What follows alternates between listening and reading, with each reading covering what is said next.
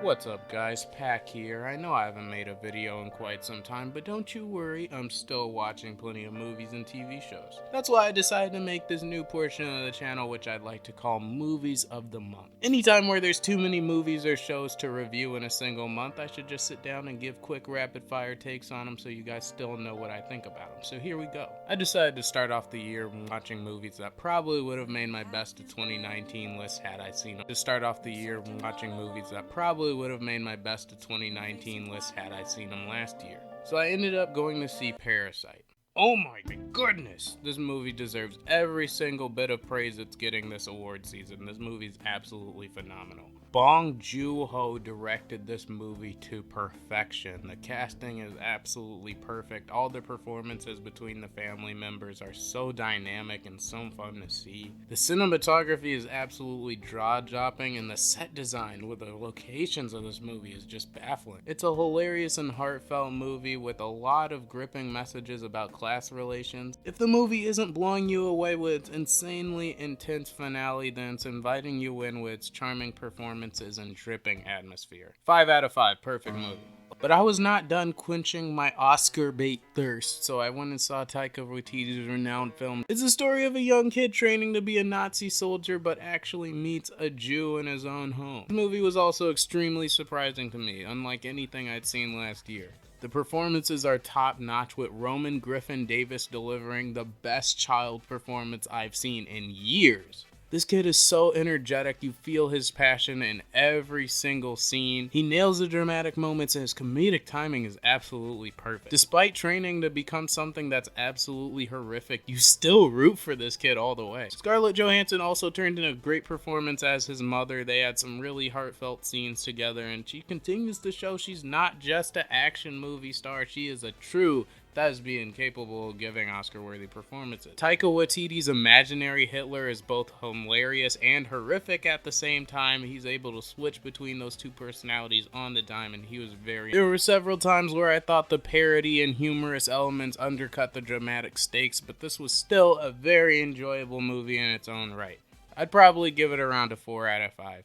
Swapping over to the streaming side of things, I rewatched the first 5 seasons of BoJack Horseman in order to prep for the final season. I've been meaning to talk about this show on my channel for a long time, but there's just too much to say, man. The voice cast is absolutely stellar, with tons of celebrity voices to lend their talents to their Hollywood counterparts. Will Arnett absolutely kills it as BoJack, a very empathetic character that just can't seem to catch a break within the confines of his own mind. He's a very tortured personality that gets by on drinking and meaningless parties, but you see there's always more to him. There's tons of cynical and dry humor counteracted by a lot of meta humor surrounding the Hollywood landscape that's absolutely hilarious. The way they parody real life events and Hollywood characters just never gets old. It's absent. And there's tons of dramatic and heavy themes such as mental health, depression, substance abuse, rough abusive childhoods, etc. This show gives you a lot to think about, but never lays it on too thick, and always gives you a moment to laugh at the more depressing and mellow episodes. Having finished the first half of the final season, I'm absolutely in awe of how far these characters have come across time. And I'm very excited to see how the final episodes turn out, as they just came out today.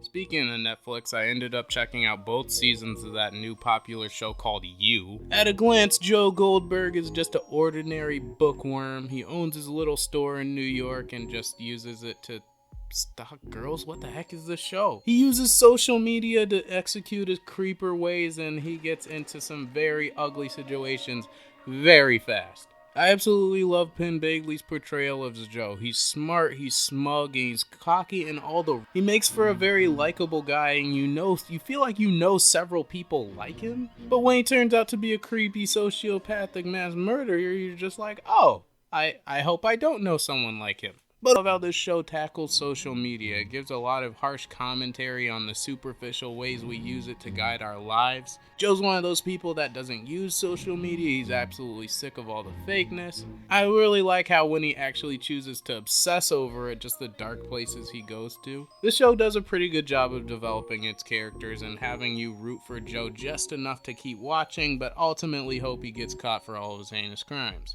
It's definitely not a show for everyone. There's a tons of cheeky romance and melodramatic moments that reach CW levels of cringe, but I still found it overall enjoyable across its 2 seasons. Finally, I decided to end off this month by checking out Weathering with You, a new film directed by Your Name director Makoto Shinkai. This film follows Hodaka Morishima, a young high school freshman who escapes his life, runs away from home to Tokyo, Japan, where he finds it's constantly in rain. Seriously, how this movie is not taking place in the Hidden Rain Village, I have no idea. He scrapes by on part-time jobs, living night to night on random motels, when his life suddenly changes when he meets a young girl named Hina who has the ability to change the weather and bring sunshine just by praying. Naturally, a love story unfolds, and this is a very charming movie to watch. It's no Your Name 2, it didn't leave me absolutely moved to my core like Your Name did, but it's still a very endearing movie in its own right. The animation is lush, the backdrops and art direction of this movie is just euphoric. The characters are very fun and easy to relate to, and the romance is easy to follow and pretty believable. This movie is an absolute joy for your eyes and ears with an incredible soundtrack, once again featuring the band Radwimps returning. It has tons of likable side characters that are very fun to get to know each other and develop through the movie. They have very meaningful conversation and bonds that you really feel for. Similar to Your Name, this movie definitely suffers from some pacing issues. It takes a very long time for the main plot to get started, and the climax is way too drawn out. You feel like several scenes in this movie could in fact be cut to time, but it's still very enjoyable with some great voice acting, fantastic animation, and a great musical score to boot. I'd give this one a 4 out of 10. So that pretty much wraps up everything I watched this month in January. I didn't get to see Bad Boys for Life, nor did I get to see Guy Ritchie's new film, The Gentleman, but yet I'm still very excited for the month of February with film when it comes to